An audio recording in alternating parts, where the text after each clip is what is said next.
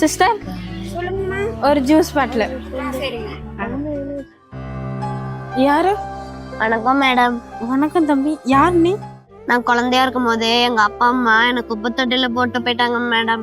இந்த ஊர்க்காரங்க தான் என்ன வளர்த்து ஆளாக்குனாங்க மேடம். ஒரு நாளைக்கு ஒரு வீட்டுல சாப்பிட்டுக்குவோம் மேடம். கொஞ்ச நாளா இங்க பக்கத்துல தான் மேடம் ஹோட்டல்ல வேலை செஞ்சுட்டு இருக்கேன். ஏண்டா தம்பி, இந்த சின்ன வயசுல வேலை செய்யறேன்னு சொல்றியே, அது தப்புன்னு உனக்கு தெரியாதா? தெரியும் மேடம். ஆனா அந்த ஹோட்டலுக்காரங்களுக்கு நான் 500 ரூபா தரணும் மேடம். நீ எதுக்குப்பா அவங்ககிட்ட பணம் வாங்கின?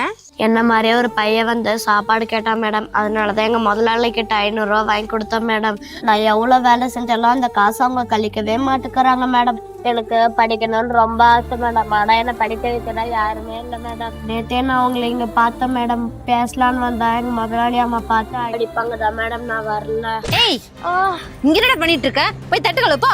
இங்க பாருமா, இன்னொரு வாட்டி அந்த பையனை தட்டுக்களோ சொன்ன ஜெயில போய் கழித்தின வேண்டியதுதான். ஹலோ மேடம், அவன் எங்ககிட்ட 500 ரூபாய் கடன் வாங்கியிருக்கான். அதுக்காக தான் அவனை வேலை வாங்கிட்டு இருக்கான், புரியுதா?